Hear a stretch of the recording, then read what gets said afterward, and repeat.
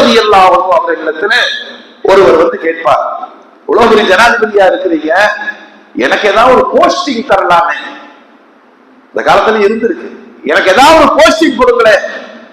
இப்போ உமர் ரலியல்லாஹு அன்ஹு ஒரு இஸ்லாமியராக ஒரு பொறுப்பு வகிப்பதற்கு அவர்கள் வைத்த முதன்மையான தகுதி என்ன கவனிக்கணும். உமர் நாயகம் அவரை பார்த்து கேட்டாங்க, குர்ஆன் ஓத தெரியுமா? இந்த கேள்வியை இன்னைக்கு தேதியில வச்சா எல்லாரும் வீட்டுக்கு போயிடணும்.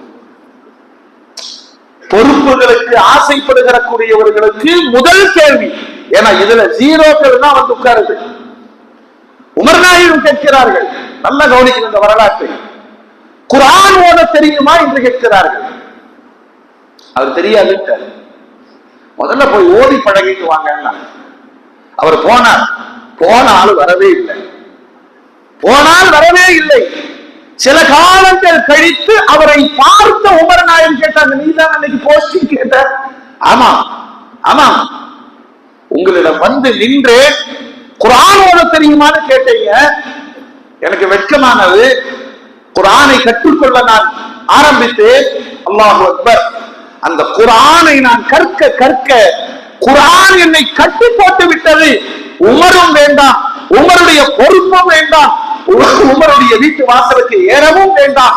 அந்த நிறைவை குர்ஆன் எனக்கு தந்தது என்று அந்த மனிதர் சாட்சி சொன்னார்.